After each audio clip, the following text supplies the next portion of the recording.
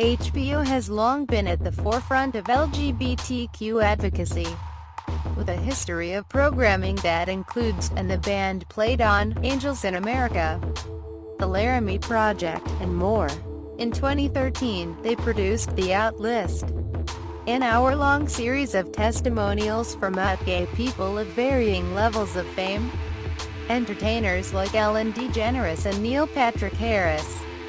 Politicians and activists like Christine Quinn and Larry Kramer. One of the speakers was Janet Mock, writer and transgender activist, who spoke openly and eloquently about her experience as a trans woman. 3 years later, HBO is back with the Trans List. From Out List director Timothy Greenfield Sanders, and featuring Janet Mock as the introductory voice welcoming the audience to the project. Mock also conducted the interviews with the 11 other trans people in the special. Like with the Out List, the chief virtue of the Trans List is that it gives each speaker the time and attention to tell their own story in their own words. Often, particularly with transgender issues, the focus ends up falling on the cisgender people who have to learn. Certainly in a dramatized, narrative version of things, cisgender people, whether opponents or advocates, would at least merit equal time. But the Trans List isn't about equal time or politics or even advocacy, it's about identity. It's about giving these dozen voices the time and the space to tell their stories. And no matter how stagey and modest the craft is on display here, the audacity of those stories is paramount and makes the Trans List a must-watch.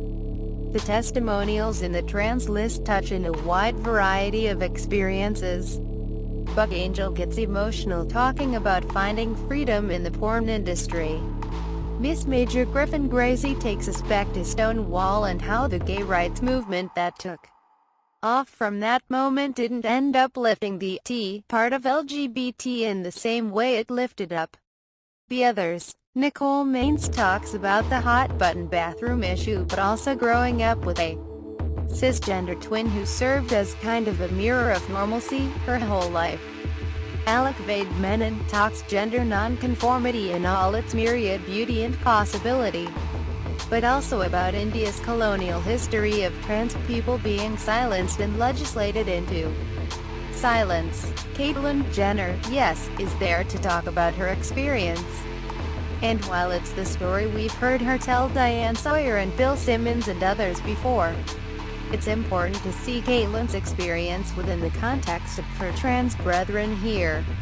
And there is Laverne Cox, whose story is so triumphant, but whose ascent also touches on her time with the drag community.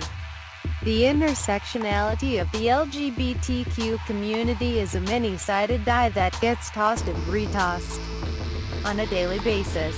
The nature of pushing the boundaries for these communities is that there often isn't one community voice. The monologues of the Trans List are vital and illuminating. They also brush up against issues of conflict and confusion. I wonder if there might be the possibility of a follow-up where the monologues become dialogues within the community. Maybe that's next. For now, the Trans List has the sense to know that you'll never get the story as vibrantly, as empathetically, or as authentically as you will from the source. These trans voices are 12 among many, but their voices get to be heard, and that matters.